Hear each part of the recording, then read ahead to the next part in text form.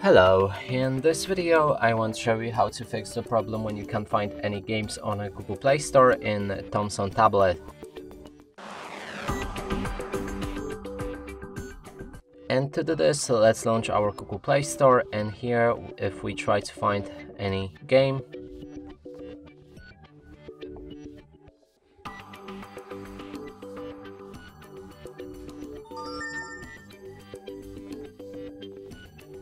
as you can see, there's no Call of Duty, and to fix this we'll need to go back to the homepage of Google Play Store, then click on your profile picture in the top right corner of the screen, or actually click on the three lines in the top left corner of your screen and go to the settings.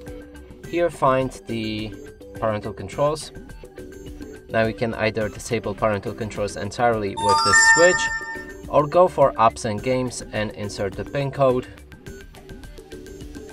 Increase PG to at least 16 and make sure to save the settings afterwards. Now if we try to find the game again,